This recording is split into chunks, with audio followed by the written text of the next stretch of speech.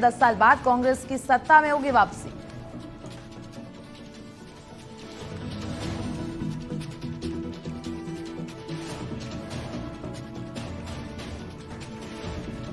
महाराष्ट्र में पीएम मोदी ने जगदंबा मां मंदिर में की प्रार्थना, किसानों को दी बड़ी सौगात, 7,500 से अधिक परियोजनाओं का किया उद्घाटन, एलिवेटेड ईस्टर्न फ्रीवे एक्सटेंशन की आधारशिला भी रखी।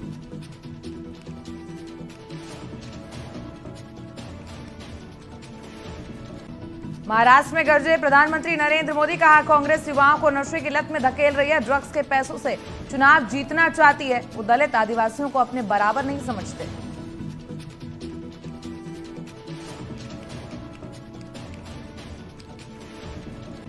राहुल गांधी ने महाराष्ट्र के कोल्हापुर में छत्रपति शिवाजी महाराज की प्रतिमा का अनावरण किया, कहा सिंधुदुर्ग में मूर्ति टूटी क्योंकि नियत साफ नहीं की, हम उसी विचारधारा के खिलाफ हैं।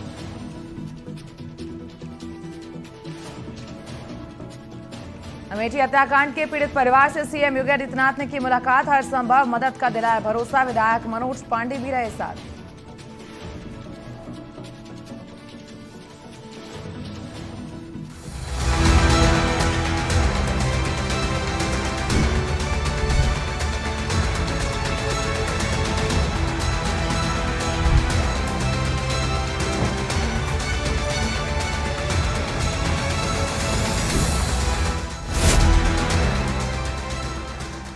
नमस्कार, स्वागत है आप सभी का भारत अपडेट में और आप देख रहे हैं सत्ता का संग्राम और आज एग्जिट पोल भी आपको बताएंगे।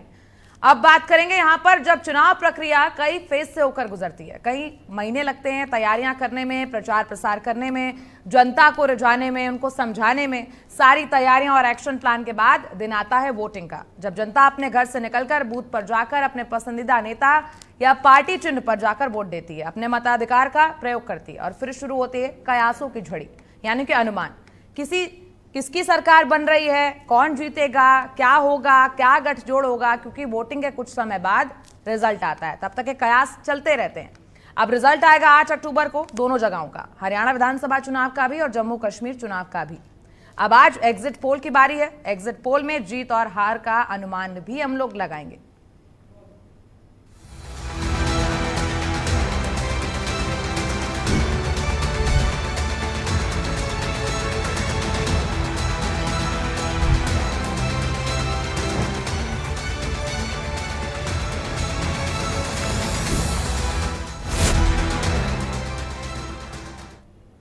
अब देखिए, आज हम लोग बात करने वाले हैं सत्ता के संग्राम की, महासंग्राम भी कह लें, क्योंकि हर किसी की जो साख है वो दांव पर लगी है। लेकिन जिस हिसाब से एजेंसीज के आंकड़े आए हैं, अगर हम उसे देखें तो कांग्रेस की सरकार बनती हुई दिखाई दे रही है, क्योंकि हरियाणा में भी देखने को यही मिला है। और जम्मू कश्मीर की बात करें तो अभी जब हम डिस्कशन करेंगे, विश्लेषण करेंगे, तो स्थिति थोड़ी और साफ होती नजर आएगी। अब हरियाणा में पंजे का दबदबा देखने को मिल रहा है और इतनी उम्मीदों के बाद भी यहाँ कमल खिलता हुआ नजर नहीं आ रहा है। अब एग्जिट पोल में बीजेपी की बड़ी हार देखने को मिल रही है।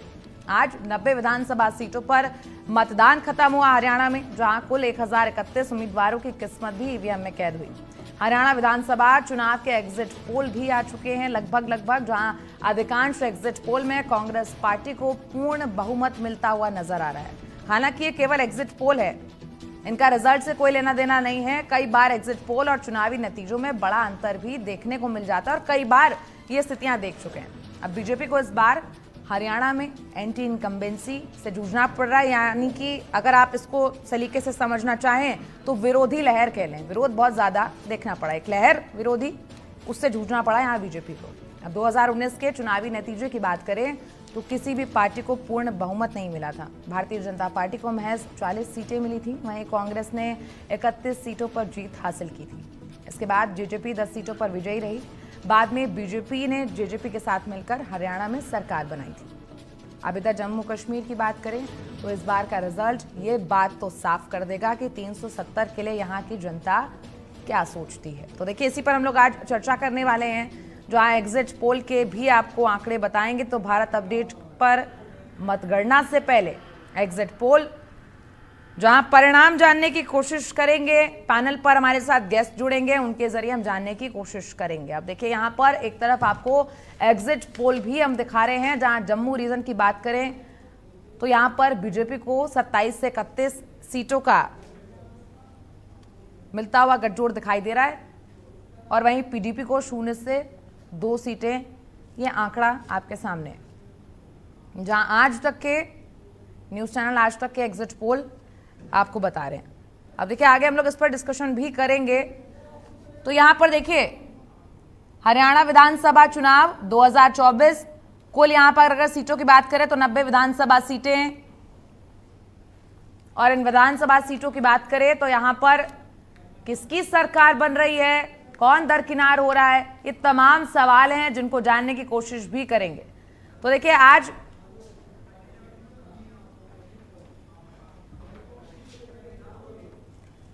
अब आपको एग्जिट पोल दिखा रहे हैं स्क्रीन पर। आपके एग्जिट पोल है जहां हरियाणा विधानसभा चुनाव 2024 का एग्जिट पोल। टोटल यहां पर सीट है 90, जहां पर देखिए सबसे पहले रिपब्लिक भारत का एग्जिट पोल है। बीजेपी की बात करें तो यहां पर 18 से 24 सीटें यहां पर आंकड़ों में दिखाई दे रही हैं।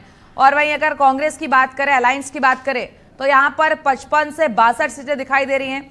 जेजेपी की बात करें, क्योंकि जेजेपी का भी आजाद समाज पार्टी के साथ में गठबंधन है, तो यहां पर 0 से 3 सीटें उनकी भी दिखाई दे रही हैं। और वहीं इनेलो की बात करें तो उसका भी बसपा के साथ गठबंधन है, 3 से 6 सीटें दिखाई दे रही है। आम आदमी पार्टी 0, और जो अदर हैं यानी कि जो अलग से चुनाव लड़ रही हैं उनका अगर देखें तो यहां पर 2 से 5 सीटें बनती हुई दिखाई दे रही हैं। अब सी वोटर्स का आंकड़ा, क्योंकि बड़ा ही अहम आंकड़ा ये माना जाता है सी वोटर्स का। देखिए यहां पर बीजेपी को 27 है, तो वहीं कांग्रेस की अगर बात करें तो यहां पर 57 सीटें दिखाई दे रही हैं। तो साफ तौर पर 57 सीटें 90, जादुई जो आंकड़ा है वो 46 का है, वो ऑलरेडी सारे जितने आपको यहाँ पोल्स दिखा रहे हैं उसमें छूता हुआ नजर आ रहा है।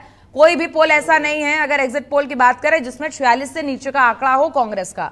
तो जादुई आंकड़ा तो एग्जिट पोल के जरिए यहां पर हरियाणा में कांग्रेस ने छू लिया है। अब देखिए सी वोटर्स की बात कर रहे थे तो यहां पर 57 सीटें कांग्रेस के दिखा रहे हैं, प्लस माइनस हो सकती है, ऊपर नीचे कुछ भी हो सकता है, क्योंकि ये रिजल्ट नहीं है, रिजल्ट 8 तारीख को घोषित होगा। जेजेपी की बात करें तो 0 पर है।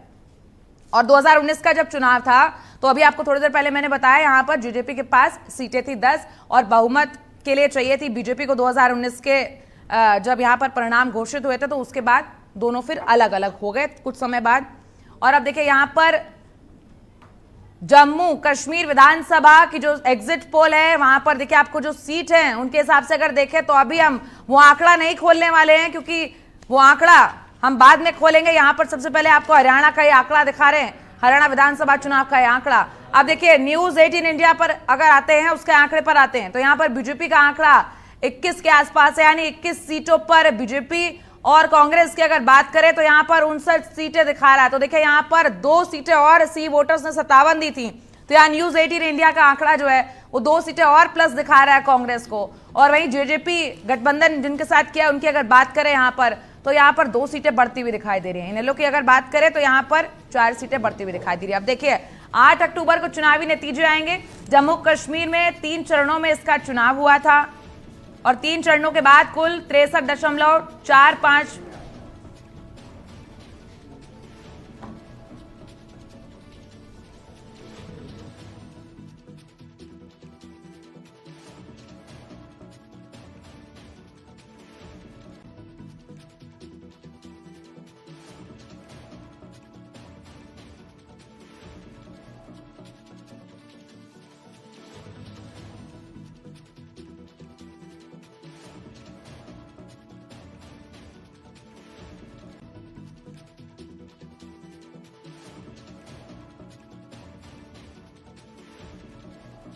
तो यहाँ 8 अक्टूबर को आएंगे चुनावी नतीजे। देखिए 8 अक्टूबर को जम्मू कश्मीर के भी नतीजे आएंगे और हरियाणा के भी नतीजे आएंगे, लेकिन एग्जिट पोल जो आपको दिखा रहे हैं उससे हम ये अनुमान लगा रहे हैं कि आखिर कौन सत्ता में आ रहा है। सत्ता में कौन आएगा ये बड़ा सवाल है जो 8 अक्टूबर को क्लियर हो जाएगा। देखिए यहाँ पर 3 चरणों के बाद कुल 63.45% मतदान हुआ है, जो हाल ही के लोकसभा चुनावों में दर्ज मतदान से अधिक है। अगर वैसे आंकड़ों को देखें तो लगभग जम्मू कश्मीर में पहले चरण के मतदान में करीब 61.38% का मतदान हुआ था, यानी कि जम्मू रीजन और कश्मीर रीजन को मिला लें अगर तो उसके हिसाब से आंकड़ा बता रहे तो जम्मू कश्मीर में दूसरे चरण में करीब 57.31% का मतदान हुआ और अंतिम चरण में 69% के आसपास मतदान हुआ। जम्मू कश्मीर में 3 चरणों में चुनाव हुआ। 1 अक्टूबर को आखिरी चरण था, 18 सितंबर को पहला चरण और 25 सितंबर को दूसरा चरण। तीनों चरणों के बाद कुल 63.45% का मतदान हुआ। अब देखिए यहां पर हम लोग बात करेंगे हरियाणा की सियासत की बात भी करेंगे, जम्मू कश्मीर की सियासत की बात भी करेंगे। जम्मू कश्मीर का चुनाव इसलिए इस बार खास है क्योंकि यहां पर 370 धारा हटने के बाद एक अलग तरीके का माहौल बना हुआ था। विकास की भी बात हुई, तमाम बातें हुई वहां पर, लेकिन इस बार के चुनाव ये तय करेंगे कि जनता को ये पसंद आया कि नहीं आया। 370 पर तमाम बयान आए और इस बार का जो चुनावी मुद्दा रहा वो 370 की बहाली को लेकर रहा कांग्रेस और एनसी की तरफ से। और यहां पर 10 साल बाद हुए चुनाव को लेकर भी एक खासा उत्साह था, जहां बम्पर वोटिंग हुई। अब बम्पर वोटिंग होना भी अपने आप में एक बड़ा सवाल हो जाता है कि आखिर किसके फेवर में और किसके एंटी में वोटिंग करी है जनता ने, क्योंकि मतदान प्रतिशत यहां पर ज्यादा रहा। तो इस बार जम्मू कश्मीर का जो चुनाव था वो हर तरीके से बड़ा ही खास देखने को मिला। तमाम ताकत झोंकी गई बीजेपी की तरफ से भी, और इस बार क्योंकि नेशनल कॉन्फ्रेंस और कांग्रेस का गठबंधन भी था तो चुनावी माहौल थोड़ा इस बार अलग नजर आया। हरियाणा की बात करें तो हरियाणा में भी कुछ इसी तरीके का माहौल देखने को मिला, जहां बीजेपी एंटी इनकम्बेंसी से जूझ रही थी।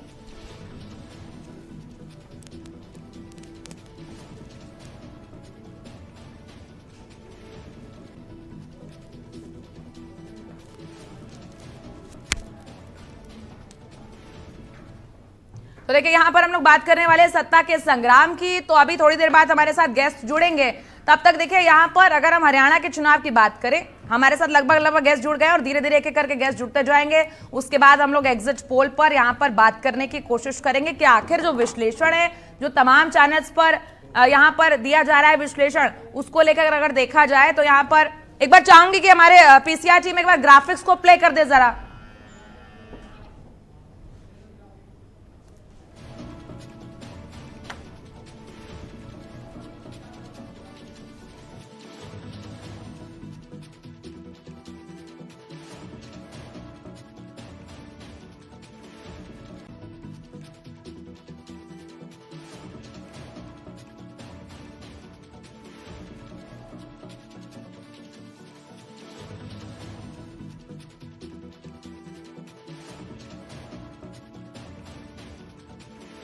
अभी नतीजे आएंगे।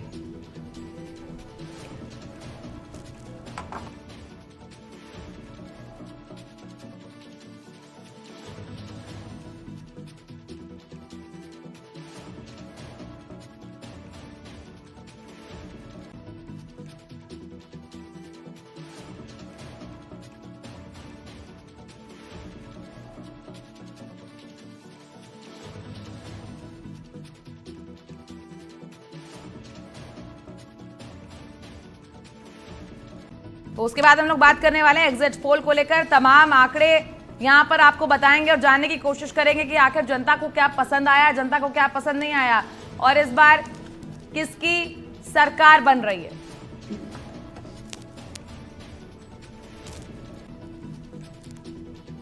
तो किसकी सरकार बन रही है, कौन दरकिनार होगा, इस पर भी हम लोग चर्चा करने वाले हैं। थोड़ी देर में हम लोग ये चर्चा शुरू करेंगे, परिणाम जानने की कोशिश करेंगे, लेकिन परिणाम 8 अक्टूबर को आएंगे तो उसके बाद जो तस्वीर है जिसका हम लोग आकलन लगा रहे हैं वो साफ होती हुई नजर आएगी कि आखिर किसकी सरकार बन रही है और कौन दरकिनार हो रहा है। अब एग्जिट पोल के आंकड़े जरूरी नहीं है हमेशा सत्य हो, नियर बाई रहते हैं और कभी कभी बड़ा अंतर भी देखने को मिल जाता है। जिस तरीके से लोकसभा चुनाव में स्थिति देखने को मिली थी, उसके बाद बीजेपी को कहीं ना कहीं जरूरत थी कमबैक करने की, लेकिन अब जो एग्जिट पोल सामने आ रहा है उससे तस्वीर कहीं ना कहीं झलकती हुई नजर आ रही है कि शायद बीजेपी एंटी इनकम्बेंसी का शिकार होती हुई नजर आई। हरियाणा में तमाम जनता के बीच में मुद्दे थे, चाहे वो स्वास्थ्य को लेकर हो, चाहे वो शिक्षा को लेकर हो। इस बार वोट विकास के नाम पर दिया गया। हालांकि बीजेपी ये कहती आई है कि 9.5 साल में काफी विकास वहां पर किया गया है, लेकिन विपक्ष का एक तरफ कहना है कि अभी तक वहां पर कोई विकास नहीं हुआ है। तमाम ऐसी सुविधाएं हैं जिनसे अभी तक वहां के लोग वंचित हैं। तो अब देखिए हरियाणा की जो सीटें हैं वो भी बड़ी अहम है, क्योंकि इस बार जुलाना से विनेश फोगाट कांग्रेस की तरफ से चुनाव लड़ रही हैं। महिला पहलवान हैं, देश के लिए उन्होंने खेला है और उसके बाद उनकी तस्वीर लोगों के जहन में इसलिए भी छपी हुई है क्योंकि चुनाव से कुछ महीने पहले यही कहा जा रहा था कि ये पूरी प्लानिंग प्लॉटिंग कांग्रेस की तरफ से की गई है चुनाव को लेकर, जहां भूपेंद्र हुड्डा के कहने पर ये सब कुछ किया जा रहा है। जिसके बाद जंतर मंतर पर प्रदर्शन देखने को मिला था और वो तस्वीरें भी हर किसी ने देखी होंगी, वहां पर स्थिति क्या थी, क्या हुआ। और कहीं ना कहीं इस बार उस चीज का फायदा जो सत्तारूढ़ पार्टी का कहना है उठाने की कोशिश की गई, लेकिन इन सब बातों से इतर जनता जनार्दन है, वो जानती है उसे किसे चुनना है, विकास के नाम पर वोट देना है या किसी और चीज के नाम पर वोट देना है। जनता से बेहतर है कोई नहीं जानता होगा। तो किसकी सरकार बन रही है, कौन दरकिनार होगा, ये जनता ने पहले ही तय कर लिया है। जहां हरियाणा में 1031 उम्मीदवारों की जो किस्मत है वो ईवीएम में कैद हो गई है।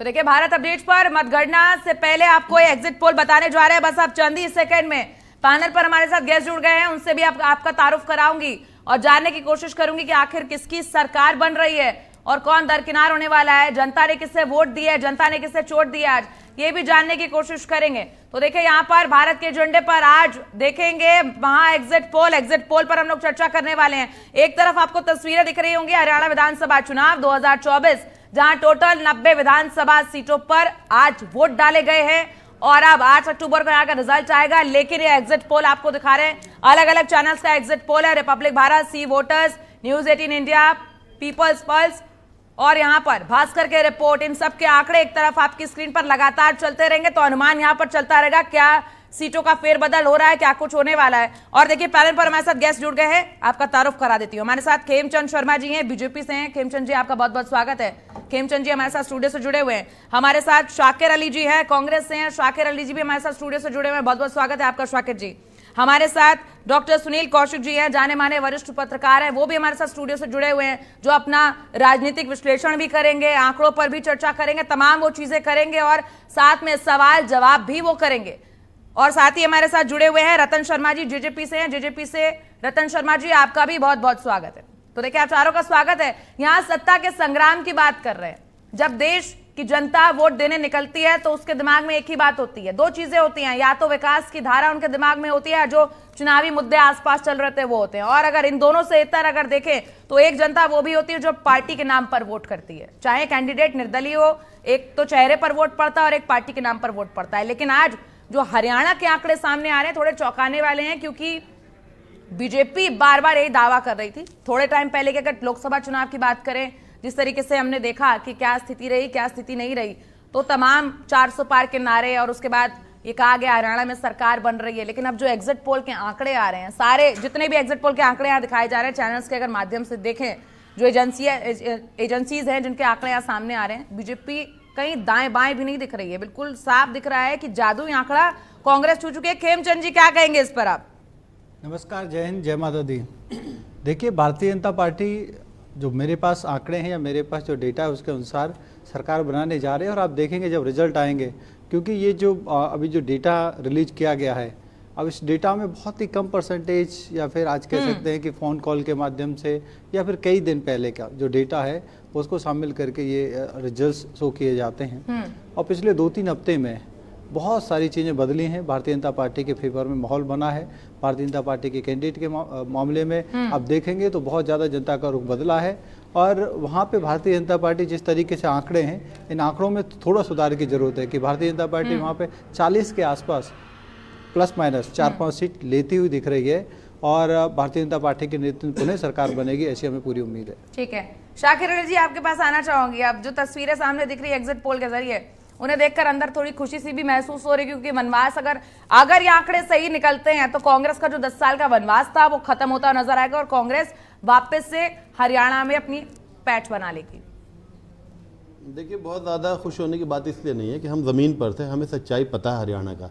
पिछली सरकार भी जो बनी थी वो खींचतान के बड़े मुश्किल से इन लोगों ने दुष्यंत चौटाला को बेवकूफ़ बना के बनाया था, और क्योंकि जब डेट अनाउंस हुआ था कि 8 तारीख को ये सारा डिक्लेयर होने वाला है, काउंटिंग शुरू होने वाली है, उस दिन रिजल्ट आने वाला है, तो मैं कंफर्म हो गया था कि माता रानी का महीना है, ये नवरात्रा का महीना है, और 8 को 60 का रिजल्ट आप देखेंगी, चाहे वो जम्मू कश्मीर हो चाहे वो हरियाणा हो, क्योंकि माता रानी के इस नवरात्रों में आप देखेंगे कि अधर्म पे धर्म की जीत होती है।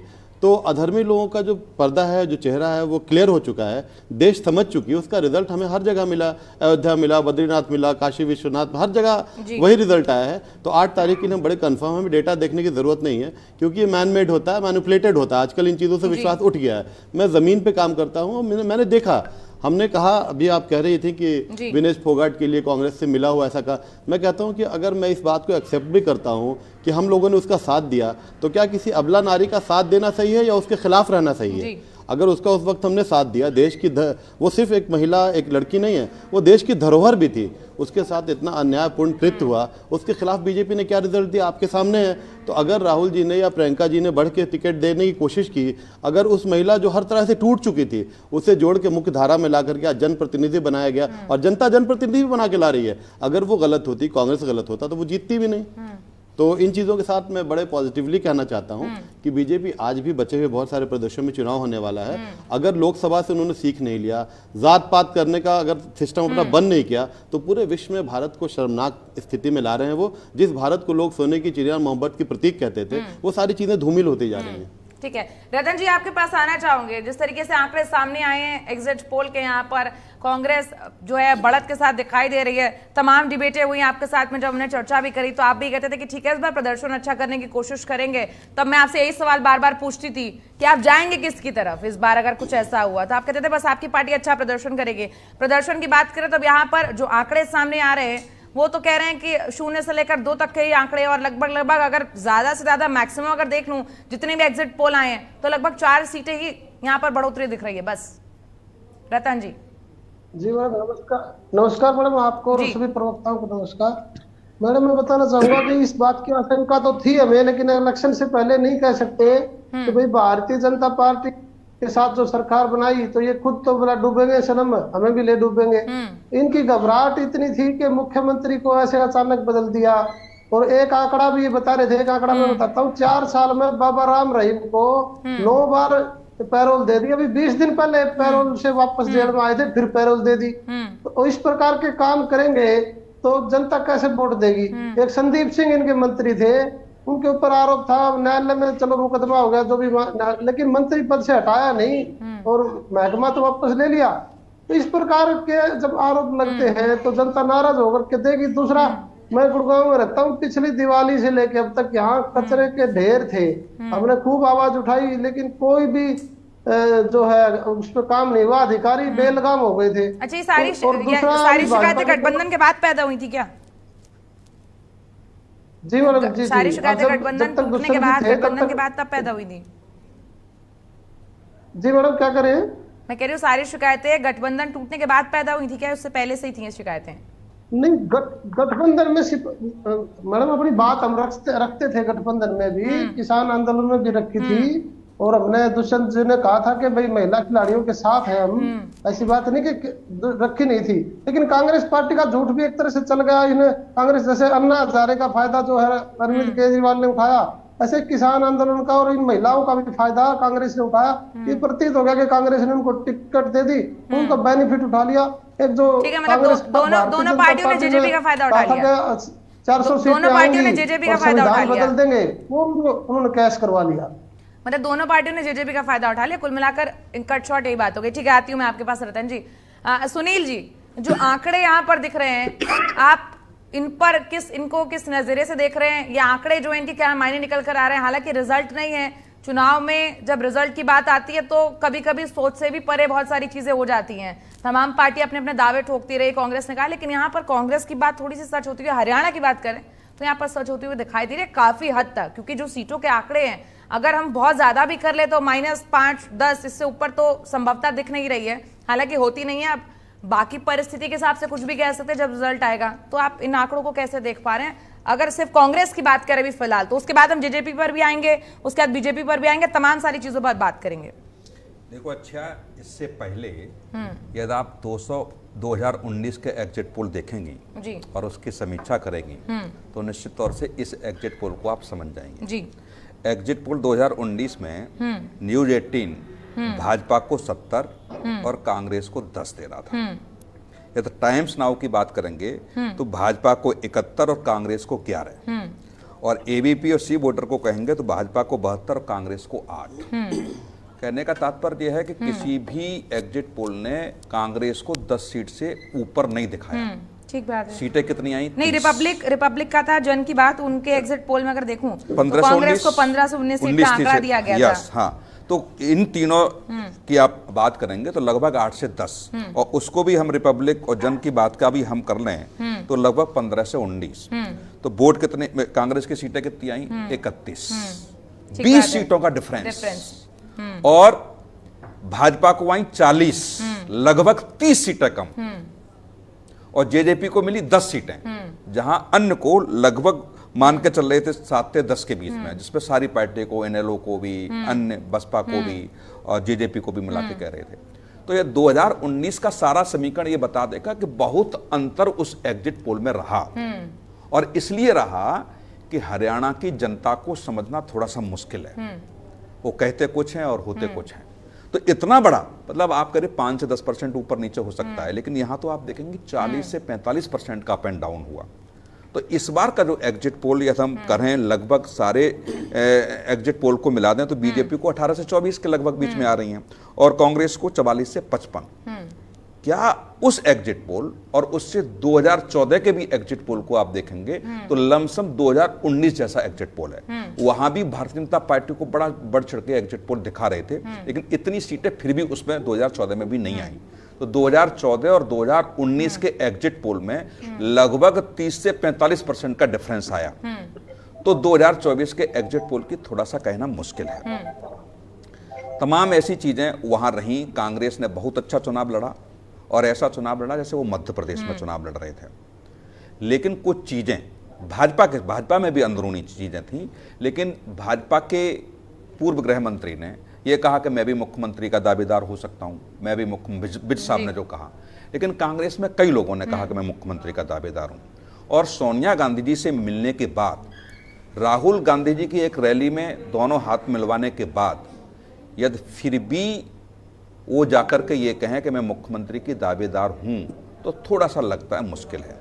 और जो हरियाणा बेल्ट को आप समझेंगे तो लगभग 17 सीटें आरक्षित होने के बाद 18 सीटें और लगभग 35 सीटें ऐसी हैं जहां ये कहा जाता है कि दलित वोट बैंक जो है, या जो बेल्ट है, जहां हमेशा बीजेपी को बढ़त मिलती है, क्योंकि कभी भी जाटों का वोट बीजेपी के साथ नहीं खड़ा रहा, जाट और नॉन जाट की बात होती है। तो वहां लगभग वो सीटें थी जहां लग रहा था कि 2024 के तत्कालिक लोकसभा चुनाव में वो वोट बैंक कहीं ना कहीं इंडी गठबंधन के साथ चला ठीक है। सुनील जी, मैं आपके पास वापस आऊंगी। देखिए, यहाँ पर हम लोग आगे भी चर्चा करेंगे, तमाम विषय पर यहाँ पर चर्चा होगी, और उसके बाद जाने की कोशिश करेंगे कि आखिर जनता का मूड क्या कह रहा है, क्योंकि अब चुनाव खत्म हो गया है, रिजल्ट आएंगे 8 तारीख को। तो यहाँ रुक रहे छोटे से ब्रेक के लिए, जल्द हाजिर होंगे।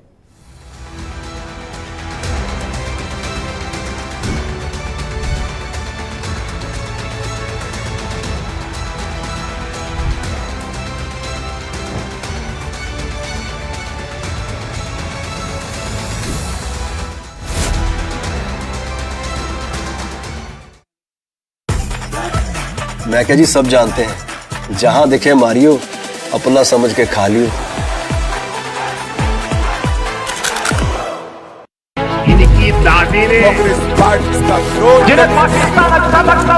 तुम लोग मुझे ढूंढ रहे हो और मैं तुम्हारा। नया हिंदुस्तान घर में कुछ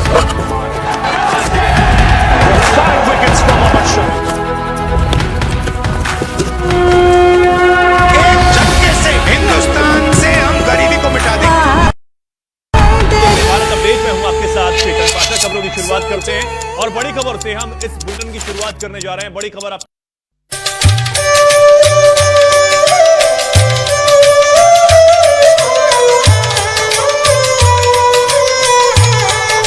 संस्कृति, वैभव और ऐतिहासिक धरोहर की धरा जोधपुर में भारत अपडेट न्यूज चैनल लेकर आ रहा है एक ऐसा मंच जहां राजस्थान के सियासी, बिल्डर्स, उद्यमी और नवाचारी लोगों का होगा समागम।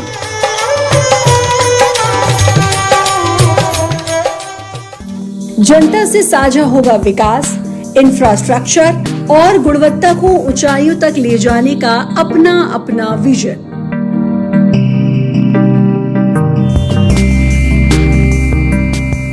प्रतिभागियों का किया जाएगा सम्मान और अलग अलग क्षेत्रों में बेहतरीन काम करने वालों को मिलेगा अवार्ड।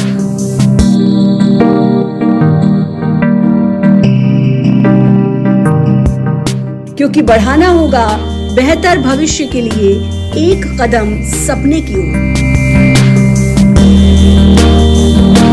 जोधपुर आवास conclave only on Bharat update. निवेशकों की गाढ़ी कमाई, नहीं होने देंगे अब हवा हवाई।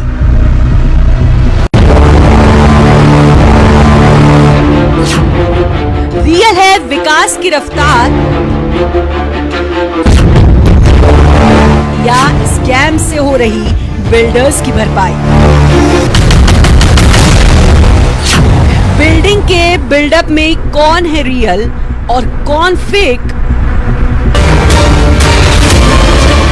प्रॉपर्टी के नुकसान और मुनाफे का रियलिटी चेक। रियल एस्टेट के रियल हीरो और विलन से कराएंगे आपकी भी।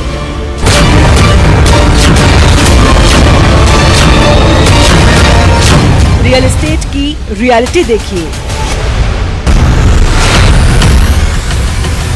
Only on Bharat update. मैं क्या जी, सब जानते हैं जहां दिखे मारियो, अपना समझ के खा लियो।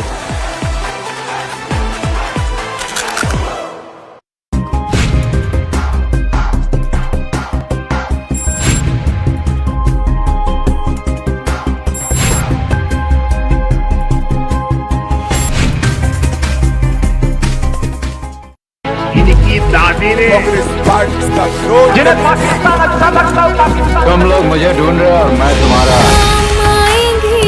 ये नया हिंदुस्तान घर में घुस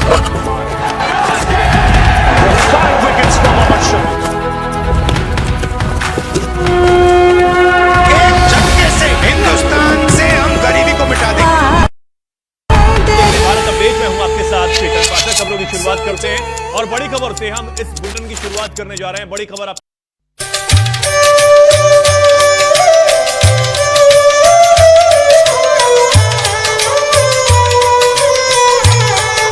संस्कृति, वैभव और ऐतिहासिक धरोहर की धरा जोधपुर में भारत अपडेट न्यूज चैनल लेकर आ रहा है एक ऐसा मंच जहां राजस्थान के सियासी, बिल्डर्स, उद्यमी और नवाचारी लोगों का होगा समागम।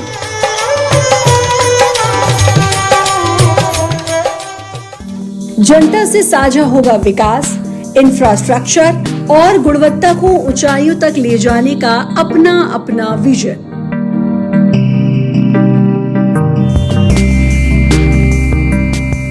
प्रतिभागियों का किया जाएगा सम्मान और अलग अलग क्षेत्रों में बेहतरीन काम करने वालों को मिलेगा अवार्ड।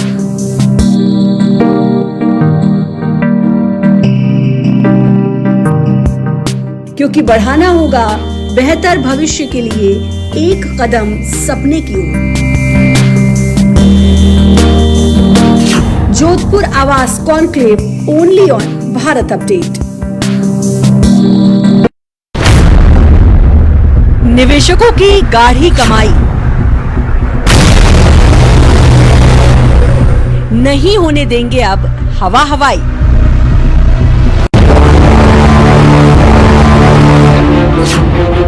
रियल है विकास की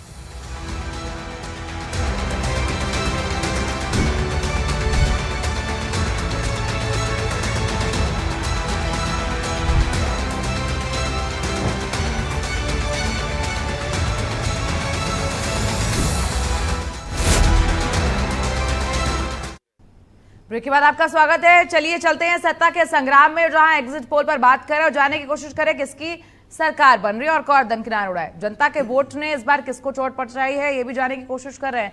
पैनल पर हमारे साथ ऑलरेडी सारे गेस्ट जुड़े हुए हैं और एक और गेस्ट हमारे साथ जुड़ गए हैं, उनसे आपका तारुफ करा देती हूँ। हमारे साथ आशिक हुसैन जी जुड़ गए हैं, पीडीपी से। आशिक जी, आपका बहुत बहुत स्वागत है।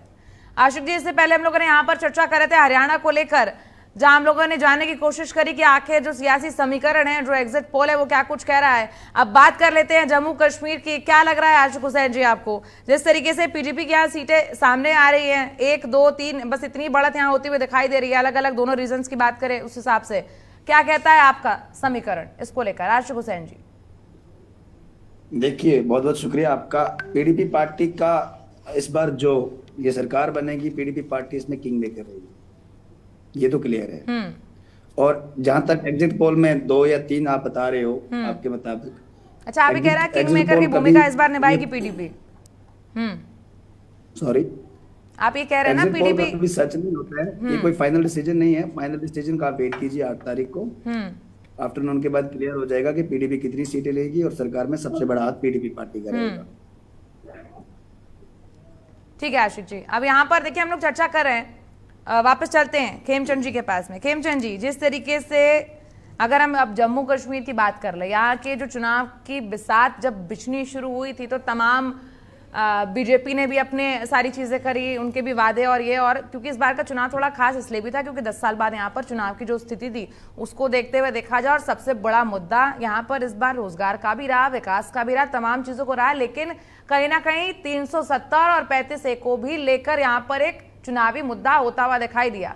एक मैनिफेस्टो जहाँ बहाली की बात हो रही थी और एक जो आपकी तरफ से हुआ था, उसको लेकर अब जनता भी यह संशय में थी। अब देखिए जनता बटी हुई है, जनता अपने हिसाब से ही वोट करेगी। तो यहाँ पर जो परिस्थितियां सामने आ रही हैं, आपको क्या लग रहा है कि क्या 370 को अगर देखें उस हिसाब से तो जनता ने वोट दिया होगा, उससे चोट लगने वाली है, या फिर क्या आपका जो समीकरण है वो क्या कहता है? खेमचंद जी, देखिए, चुनाव के परिणामों से पहले ही जम्मू कश्मीर में जो हुआ है उससे भारतीय जनता पार्टी की बड़ी जीत हुई, हमारे देश की बड़ी जीत हुई है, मोदी जी की बड़ी जीत हुई है, पूरे विश्व पटल में बड़ी जीत हुई है। ये पहला इलेक्शन था जब पाकिस्तान के पक्ष में नारे नहीं लगे। ये पहला इलेक्शन था बिना किसी डर के, ना तो कैंडिडेट डर रहा था कि भाई मैं बचूंगा नहीं बचूंगा, और ना ही वोटर्स डर रहे थे कि हम बचेंगे नहीं बचेंगे, हमें वोट देना चाहिए नहीं देना चाहिए। वहाँ हमारी जो डेमोक्रेसी की जड़ें हैं जबरदस्त तरीके से कितनी गहरी हैं, पूरे विश्व ने देखी, सबने देखा। निष्पक्ष तरीके से इलेक्शन हुआ है, शांतिपूर्ण तरीके से इलेक्शन हुआ है, हर गांव में इलेक्शन हुआ है, हर मोहल्ले में इलेक्शन हुआ है, और हर कॉलोनी में जाके या फिर हर कॉन्स्टिट्यूंसी में जाके अच्छी खासी वोट पड़ी हैं। ये रिजल्ट से पहले भारतीय जनता पार्टी और आदरणीय प्राइम मिनिस्टर मोदी जी की बड़ी जीत है, मैं ये आपको बताना चाहता हूँ। इसके बाद ये 370 पे कोई रेफरेंडम नहीं है, ये 35 पे कोई रेफरेंडम नहीं है, 370 हट गया है। आप देखिए कांग्रेस वहाँ पे बिल्कुल दबे मुंह कहती थी हाँ हाँ ठीक है, लेकिन तो हट गया तो हट गया, वैसे नेक्स्ट आगे बढ़ो। एनसी भी थोड़ा कहीं कहीं वही 370, लेकिन उन्होंने भी भुला दिया। इसका मतलब 370 सब मानते हैं, चाहे आप कश्मीर में जाके भी बात करें तो दबे मुंह बात करेगी, सब जानते हैं कि वो देश के लिए सही नहीं था, वो एक कैंसर की तरह था, उसकी वजह से परेशानी थी। जैसे 370 हटा, 35 हटा, जो विकास रुका हुआ था, अवरोध हो रखा था, क्योंकि वहाँ पे जो लोकल पार्टी थी उन्होंने, अलगाववादियों ने, उग्रवादियों ने वहाँ पे एक नेक्सस बनाया हुआ था, पाकिस्तान उस नेक्सस को सपोर्ट कर रहा था। उस नेक्सस की वजह से अब कहते हैं ना कि भाई बारिश हो रही है, बीच में आपने टीन लगा दी या कुछ लगा दिया तो पानी नीचे जमीन में आ ही नहीं रहा है। जैसे दिल्ली में चारों ओर कंक्रीट की रोड बनी हुई, जमीन में पानी नहीं जाता तो पानी का स्तर है वो नीचे गिरता जा रहा है। वैसे ही वहाँ जम्मू कश्मीर में हुआ कि जो पैसा आता था उस पैसे को ये नेक्सस खा जाता था, तो वो डेवलपमेंट गाँव में, गरीबों में वो जाता ही नहीं था, जरूरतमंदों के पास। अब जैसे ही 370 35 हटा, गांव-गांव तक डेवलपमेंट गया है, पक्की सड़कें बनी है, टॉयलेट बने, बहनों को अधिकार मिले हैं, SC ST को अधिकार मिले हैं, वहाँ पहाड़ियों को अधिकार मिले हैं, और सबका पार्टिसिपेशन हुआ है, सबके बीच में से नई लीडरशिप सामने आई है। जो आंकड़े यहाँ बता रहे हैं जम्मू कश्मीर को अगर देखें तो यहाँ पर आंकड़े लगभग 27 सीटें मिलने का अनुमान है। हालांकि नेशनल कॉन्फ्रेंस और कांग्रेस भी बहुमत के आंकड़े से दूर है, क्योंकि जादुई आंकड़ा यहाँ भी चाहिए, लेकिन लगभग 40 के आसपास उनका भी आंकड़ा है। एक बार पीसीआर टीम से दरख्वास्त करना चाहूंगी कि हरियाणा की जगह जरा एक बार जम्मू कश्मीर विधानसभा चुनाव 2024 का एग्जिट पोल लगा देंगे तो थोड़ी चर्चा बेहतर हो पाएगी, हम लोग जान पाएंगे कि आखिर सीटों में क्या कुछ चल रहा है। तो देखिए अभी जम्मू कश्मीर विधानसभा चुनाव का एग्जिट पोल है, इसके हिसाब से देखिए खेमचंद जी, यहाँ पर दैनिक भास्कर का अगर देखें, सी वोटर्स और पीपल्स पल्स और न्यूज 18 इंडिया, तो लगभग जो मैक्सिमम आंकड़ा है वो 32 का है और मिनिमम आंकड़ा देखें तो 20 का है, तो 20 से 32 समझ रहे हैं आप डिफरेंस। और अगर हम कांग्रेस की बात करें, गठबंधन के साथ में जो नेशनल कॉन्फ्रेंस और कांग्रेस है उसकी अगर बात करें तो यहाँ पर उनका मैक्सिमम 50 दिखा रहा है और जो उनका मिनिमम है वो आंकड़ा 35 का है। मैं आपको बताऊं, जो हमारे इनपुट है उसके हिसाब से भारतीय जनता पार्टी की 35+ सीट्स वहां पे आने वाली हैं अपनी, और भारतीय जनता पार्टी सबसे बड़ा दल इन इलेक्शंस में बनके उभरेगा।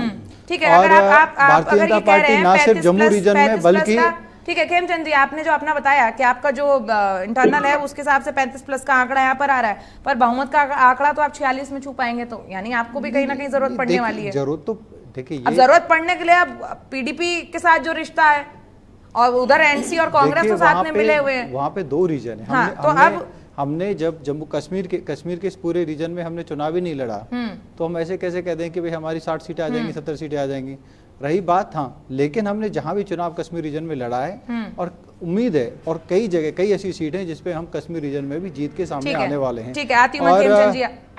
जी, जो कॉम्बिनेशन, जो फाइनल कॉम्बिनेशन बनेंगे, आप देखेंगे कि बिना भारतीय जनता पार्टी के वहां पे सरकार नहीं बनेगी, क्योंकि लोग चाहते हैं डेवलपमेंट को, लोग चाहते हैं कि मोदी जी मजबूत हो, लोग चाहते हैं कि सरकार मजबूत हो, ऐसी सरकार हो जो देश को आगे ले जा सके और पूरे विश्व को दिखा सके आज जो भारत में जम्मू कश्मीर है वो पीओके नहीं है। आज जो भारत में जम्मू कश्मीर है वो भारत के अन्य राज्यों की तरह आगे बढ़ रहा है, डेवलपमेंट कर रहा है, देश के विकास में कंट्रीब्यूशन कर रहा है। वहाँ करोड़ों की संख्या में सैलानी जाते हैं, एंजॉय करते हैं और इकोनॉमी आगे बढ़ रही है। आपके पास शाकिर अली जी क्या कहना चाहेंगे? देखिए अब यहाँ पे आपने खेमचंद जी को सुना, उन्होंने अपना जो सीटों का अनुमान था जो उनके हिसाब से था उन्होंने 35+ बताया, और यहाँ पर जो मैक्सिमम आंकड़ा बीजेपी का दिख रहा है वो 20 से लेकर 32 तक का यहाँ पर दिखाई पड़ रहा है। अगर कांग्रेस की बात करें तो कांग्रेस का आंकड़ा यहाँ भी जो है गठबंधन के साथ, नेशनल कॉन्फ्रेंस के साथ देखें तो 50 से 35 के आसपास दिख रहा है। आप पीडीपी, क्योंकि आशिक जी कह रहे थे कि वो किंग मेकर की भूमिका निभाने वाले हैं, तो यहाँ पर अगर सारे आंकड़ों को देख लें तो मैक्सिमम इनका 12 और मिनिमम इनका 4 है। तो जो बीजेपी के पास जो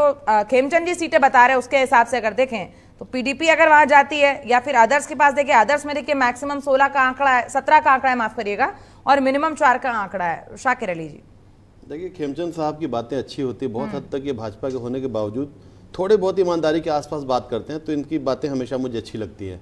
आज इन्होंने एक्सेप्ट किया है कि 35 के ऊपर मैक्सिमम, हायर साइड 35 बता रहे हैं, जो अपने आप में बहुमत से काफी पीछे है। रहा सवाल पीडीपी कुछ बेहतर कर सकते थे, नो डाउट उनका बेहतर होने की संभावना थी अगर उनका स्टैंड क्लियर होता। आज इलेक्शन खत्म होने के बाद अगर वो उनका इंटेंशन देखिए क्लियर हो रहा है कि किंग मेकर बनूंगा, मतलब वो अगर मान लेते हैं किसी भी दल को बुरा मान ले या अच्छा मान ले, अच्छा बुरा 2 ही चीज होता है, तो ये किसी के साथ नहीं है, ये उनके साथ जाना चाहते हैं जिनकी सरकार बन रही हो। तो इनकी नियत में खोट थी, ये आज क्लियर हो गई। इसी वजह से ये डबल डिजिट नहीं छू पाएंगे, जो हमारा अपना आकलन है, जो सच्चाई भी है पीडीपी के लिए ऑब्वियसली, क्योंकि आज भी ये कह रहे हैं ना कि मैं किंग मेकर, मतलब इनका कोई स्टैंड नहीं है, वो किसके साथ रहेंगे, वो कश्मीर हित में है या कश्मीर अहित में है, जिसकी सरकार उसके इसके हित में है, तो इनका स्टैंड क्लियर है। और कश्मीर के लोग इतने परेशान थे कि वो समझ चुके हैं, क्योंकि जितनी आजादी दी गई थी कि पूरे देश के लोग जमीन खरीदेंगे, पूरे देश के लोग ये खरीदेंगे वो खरीदेंगे, लेकिन सच्चाई ये है कि पूरे देश के मालिक ने, जो आज की सरकार के मालिक हैं, उन्होंने जाकर के जमीनें खरीदी, वहां अडानी ने जमीन खरीदा है, ये देश को पता है। शाकिर जी, एक सवाल और है मेरा, कहीं ऐसा तो नहीं है कि जो कांग्रेस और नेशनल कॉन्फ्रेंस की बात करें, देखिए वहां की तो नेशनल कॉन्फ्रेंस मूल पार्टी हो गई, और अगर बात करें कांग्रेस की तो कहीं ना कहीं दोनों के गठबंधन से इस बार इसलिए फायदा भी देखने को मिल रहा है क्योंकि 370 की बहाली का जो बार बार बिगुल बजाया जा रहा था उससे थोड़ा जनता को इफेक्ट पड़ा। वोटिंग बम्पर हुई, इसलिए अनुमान नहीं है कि अगेंस्ट में हुई है कि फेवर में, कोई ये कुछ नहीं कह सकते, तो रिजल्ट आने के बाद तय होगा। लेकिन आपको लगता है जो 370 वाला फैक्टर था, और सेम यही अगर देखें, यही पैटर्न देखें, तो जो बीजेपी ने किया उसको उलटने का काम कांग्रेस कर रही है, और वही एक कहीं ना कहीं फैक्टर बनता हुआ नजर आ रहा है। हरियाणा की भी बात कर लें तो तमाम ऐसी चीजें, चाहे अग्निवीर को, मतलब XYZ कोई भी एग्जीक्यूशन ऑफ प्लान बीजेपी का, उसको उलटने का काम कर रही है कांग्रेस, और कहीं ना कहीं जो वोट बैंक है वो भी ऐसे रोटेट होकर शिफ्ट होता नजर आ रहा है। तो क्या 370 कहीं ना कहीं इम्पैक्ट डालने वाला मसला हो सकता है? ऑब्वियसली देखिए, कांग्रेस ने और मैंने भी शुरू से स्टैंड यही रखा है कि जो इलेक्शन के बाद रिजल्ट आने के बाद जनहित में, अब रिजल्ट ऑब्वियसली अगर इस हित में आ रहा है तो वो क्या चाह रहे हैं वो स्पष्ट हो रहा है, तो कांग्रेस वही काम करेगी जो वहां के आम जनता के हित की बात होगी, ना कि अडानी और अंबानी के हित की बात हम करेंगे। वहां के कहीं के भी लोकल लोग, उनका फायदा होना चाहिए, उनके बच्चों को शिक्षा मिलना चाहिए, रोजगार मिलना चाहिए, शांति मिलना चाहिए, ये ज्यादा इंपॉर्टेंट पार्ट है। और रहा सवाल डेटा और आंकड़ा, तो इसके जादूगर वो शुरू से रहे हैं, कई जगह जोड़ तोड़ के, गोवा से लेकर के, मध्य प्रदेश से लेकर के, कहीं भी आप देख ले, छत्तीसगढ़ ले लीजिए, आप हरियाणा की ले लीजिए, तो जोड़ तोड़ वाला मामला अब साबित इसलिए नहीं हो पा रहा है क्योंकि देश इन चीजों को समझ चुकी है कि रात पार से ऊपर उठना पड़ेगा। ठीक है, जोड़ तोड़ का मामला समझ में आया, लेकिन आपकी पार्टी में भी वही चल रहा है, जहां संभवतः वही वहां जोड़ तोड़ करी। देखिए आपकी पार्टी ने कहां नहीं किया है, पूरी पार्टी अलायंस हो गई है। आप बिल्कुल सही कह रहे हैं, आम आदमी पार्टी। आपकी बात को सम्मान देते हुए मैं कहना चाहूंगा, जोड़ तोड़ जो शब्द आपने यूज किया, तो तोड़ हटा दिए, जोड़ का काम करते हैं हम, समान विचारधारा के लोगों को अपने साथ रखते हैं जो देश हित में काम है। तोड़ वाला मामला हमारे यहाँ नहीं है, हम तोड़ते हैं तो दुश्मनों को तोड़ते हैं। हो गया था जोड़ तोड़, ठीक है। खेमचंद जी कुछ कहना चाह रहे हैं? आती हूँ सुनील जी इसके बाद। खेमचंद जी कुछ कहना चाह रहे थे आप? देखिए बड़ा इंटरेस्टिंग है, इन्होंने कहा समान विचारधारा वाले लोगों को हम साथ में, मतलब आम आदमी पार्टी और कांग्रेस की विचारधारा एक है। आम आदमी पार्टी जो कांग्रेस को पानी पी पी के गालियां देती थी, सबको भ्रष्टाचारी कहती थी, राहुल गांधी जी को महाभ्रष्टाचारी, सोनिया गांधी जी को महाभ्रष्टाचारी कहते थे, आते ही इनको जेल में डाल देंगे क्योंकि इन्होंने परिवारवाद को फैला रखा है। उनकी विचारधारा इनकी विचारधारा सेम है, तो इनको ऐसा लगता है कांग्रेस को नहीं, आप मेरे भाई आप एक्सेप्ट करते हो तो इस्तीफा दो, हटाओ राहुल गांधी जी को, सोनिया गांधी जी को हटाओ, क्यों फालतू में उनको आप अपना नेता बना के रखते हो। दूसरी तरफ सुन लो आप जवाब देना। दूसरी तरफ आपकी विचारधारा सेम है, मैं 50% बिल्कुल एग्री करता हूँ कि जैसे महाभ्रष्टाचारी कांग्रेस है जिन्होंने हजारों लाखों करोड़ भ्रष्टाचार किया, वैसे ही आम आदमी पार्टी भी भ्रष्टाचारी पार्टी है। बोला कि विचारधारा सेम की बात बोली तो आपने बोला कि मैंने कहा 50% मैं इनसे एग्री करता हूँ। जो भ्रष्टाचार वाली विचारधारा है वो परफेक्टली आम आदमी और कांग्रेस की मैच करती है। आम आदमी पार्टी ने भी कांग्रेस को बराबरी की है, उन्होंने शराब का घोटाला, कोई बात नहीं, आपके शब्दों में भी 50 बोला है, मैंने 50 बोला, 50 चलिए कोई बात नहीं, एग्जिट पोल पर आते हैं। सुनील जी आपके पास आना चाहूंगे। रतन जी आपसे एक दरख्वास्त है मेरी, जब डिबेट के दौरान अगर आप थोड़ा बहुत इधर उधर गायब होंगे तो हमारे लिए बड़ी समस्या खड़ी हो जाती है, क्योंकि उतनी देर में आपका फ्रेम सेट करना पड़ता है और फिर हमारे जो गेस्ट होते हैं उन्हें स्क्रीन से हटाना पड़ता है। तो मैं दरख्वास्त करूंगी जब भी आप डिबेट में बैठे तो बिल्कुल एकदम हमारे लिए फुर्सत से बैठा करिए। नहीं तो जेजेपी को उम्मीद आप रखिए वो भागते ही रहेंगे, है ना। अब जैसे आंकड़ों में यहाँ पर जेजेपी का पत्ता साफ होते हुए दिखाई दे रहा है, आप फ्रेम से चले जाएंगे तो फिर बड़ा गड़बड़ हो जाएगा रतन जी। तो अभी आती हूँ मैं आपके पास में, सुनील जी हमारे साथ में। सुनील जी जिस तरीके से हमने यहाँ पर अभी चर्चा करी, तमाम मुद्दे थे और धारा 370 की भी मैंने यहाँ पर बात करी। बीजेपी का एक अपना जो वहां पर मुद्दा है वो अपना है, कांग्रेस का वहां पर अपना मुद्दा है, पीडीपी ने कह दिया किंग मेकर की भूमिका निभाएंगे, आंकड़े जो स्थिति है वो कुछ और बता रहे हैं। बड़ी खिचड़ी मची हुई है जम्मू कश्मीर में। देखो जम्मू कश्मीर की पूरे की बात करें तो उसको 4 जगह आप बांटिए, कांग्रेस को भी अलग रख दीजिए उसमें, आईएनसी से अलग, ठीक है। तो यदि आप देखेंगे तो लगभग 8 से 10 सीटें कांग्रेस को मिल रही हैं, ठीक। पीडीपी को भी मिल रही हैं आपकी 6 से 12 और अन्य को भी 6 से 12 6 से 11 के आसपास मिल रही हैं। सर आपसे नहीं, आपसे हाँ मैं भी समझना चाह रही हूँ कि आपने बोला कि 4 रीजन, मतलब 4 इनको अलग, हाँ उसका कारण क्या जम्मू में भी, अच्छा वो आप पश्चिम और वैसे करना चाह रहे हैं? नहीं, मैं कह रहा हूं कि कांग्रेस को गठबंधन से अलग कर दिया कैसे, क्यों? मैं बता रहा हूं, अनऑफिशियल बात क्यों करें? अरे तो वो आंकड़ा है ना उनका, एग्जिट पोल है शाकिर जी, तो वो तो अपनी बात रखेंगे ना। 370 वाला जो मुद्दा था वो फारूक अब्दुल्ला साहब ने खुल के कहा कि हम इसको हटवाएंगे और उन्होंने घोषणा पत्र में रखा। कांग्रेस ने उसको घोषणा पत्र में नहीं रखा, ठीक है। और कांग्रेस के तमाम नेता ये कहते रहे कि समय आएगा तब हम इस पे चर्चा करेंगे और कॉमन मिनिमम प्रोग्राम बनाने को तय करेंगे। यदि कॉमन मिनिमम प्रोग्राम में 370 जैसा मुद्दा पे समझौता करने के लिए फारूक अब्दुल्ला साहब तैयार नहीं हुए, उस समय क्या होगा? उस समय मुझे लगता है एक राजनीतिक दल को तो झुकना पड़ेगा, और जब एक राजनीतिक दल झुकेगा तो कांग्रेस के जो समर्थित 10 से 11 लोग जो चुन के जाएंगे वो एक नया डिसीजन लेंगे कि होगा क्या। दूसरी बात मैं अनुमान और इसी झुकने की बात तो तब होती जब हम कहते हैं कि बिल्कुल नहीं करेंगे या बिल्कुल ही करेंगे। हमने तो कहा कि बाद में बैठ के बात करेंगे, आप 370 के मुद्दे को मान भी लेते हैं तब भी पार्टी में घमासान होगा, 100%। क्यों यही जानना चाह रही हूं, क्यों? मैं उसको बता दे रहा हूं कि जो भी 10 से 11 प्रत्याशी हैं वहां उनको जो वोट मिला है कांग्रेस को वो 370 पे नहीं मिला, वो आतंकवाद से लड़ने के लिए मिला। और जो इस समय देश में माहौल बन रहा, तमाम आपने कैमरों पे देखा होगा, आतंकवाद से लड़ने के लिए तो उधर बीजेपी भी कह रही है ना, तो कांग्रेस मतलब मैं समझ नहीं पा रही हूं। मैं इसको बता रहा हूं, मैं इसको बता रहा हूं, इसलिए बता रहा हूं कि तमाम कैमरे पे आपने रिपोर्ट्स देखी होगी मीडिया चैनल्स में, तमाम वहां के स्थानीय लोगों ने यह स्वीकार तो किया कि बदलाव तो आया है, और इतनी बड़ी संख्या में यदि वोट डालने गए बिना रोक के, बहुत सारे ऐसे लोग थे जिन्होंने जिंदगी में पहली बार वोट डाला, बहुत सारे ऐसे वोट थे जिन्होंने 30-35 साल में पहली बार वोट डाला, तो वो शहर स्वीकार तो कर रहे थे कि बदलाव आया है, लेकिन हम वोट बीजेपी को नहीं देंगे। वोट इसलिए बीजेपी को नहीं देंगे कि 370 एक ऐसा मुद्दा आ रहा था जिस पे बीजेपी से उनके विचार मेल नहीं खाते। स्वीकार कर रहे हैं आतंकवाद में जाइए, स्वीकार कर रहे हैं हम वोट डालने के लिए गए, स्वीकार कर रहे हैं कि स्कूल कॉलेजों में छुट्टियां नहीं हुई, लेकिन 370 जैसे आप बात करेंगे मैंने अब बीजेपी को हटाना है। तो वो एक ऐसा मुद्दा है गहराई वाला जहां लोग जुड़े हुए हैं उसको लेकर के। यदि इस मुद्दे पर लेकर के घमासान यदि होता है तो मुझे लगता है कांग्रेस में टूट होगी। और शाकिर साहब जी कह रहे थे कि हम जोड़ की बात करते हैं, तोड़ की बात नहीं करते हैं। 2018 में बहुजन समाज पार्टी को राजस्थान में सारा का सारा विलय आपने करा दिया। ना आपके पास ईडी थी, ना आपके पास सीबीआई थी, लेकिन पूरी बहुजन समाज पार्टी को अपनी पार्टी में समर्पित करा के ये संदेश तो आपने दे दिया कि आपकी केंद्र में सरकार नहीं है, आपके पास एजेंसियां नहीं है। बहुजन समाज पार्टी के तमाम नेताओं ने, मायावती जी ने विरोध किया, लेकिन आपने विलय करा के ये सिद्ध कर दिया कि ईडी सीबीआई नहीं, कुछ और भी हथकंडे होते हैं जहां से पार्टियां तोड़ जाती हैं। नहीं, आप कहिए। विश्लेषक के स्वर में अगर आप बीजेपी की बात करेंगे तो थोड़ा मुश्किल हो जाता है। बीजेपी कहां से आ गई? नहीं, वही मैं बताना चाह रहा हूं, शुरू से मैं आपको सुन रहा हूं। आप अच्छे वक्ता हैं, अच्छी बात करते हैं, लेकिन स्वर कहीं ना कहीं वह कहीं से प्रेरित दिखती है मुझे, प्रेरणा लेकर के कहीं से बात करते हैं। लेकिन मैं आपको बताना चाह रहा हूं, आपने इतनी अच्छी बात की, कांग्रेस का जवाब आपने खुद दे दिया। ईडी, सीबीआई, इनकम टैक्स जैसे तंत्रों से बिना डराए हुए अगर अपने विचारधारा पे लोगों को अपने अंदर हमने ले लिया तो इसमें कहां बुराई है? पूरी की पूरी पार्टी विचारधारा में समर्पित हो गई। क्या कोई 150 सीट थोड़ी आया था वहां? 6 सीटें भैया, 6 के 6 विधायक आपने ले लिए। और सिर्फ राजस्थान की बात नहीं, मैं एक और आपको प्रमाण नहीं, मैं तो राजस्थान की बात कर रहा हूं। एक और प्रमाण दे दूं। मैं तो राजस्थान की बात कर रहा हूं। आपने जो कहा कि तोड़ेंगे नहीं, तो वो तोड़े गए। एक और रिकॉर्ड बता दें। ठीक है, तो यहाँ पर देखिए, अभी रिकॉर्ड बता दीजिएगा क्योंकि समय का अभाव है। सहयोगी एक और पार्टी है जिसको बीजेपी तो करती है।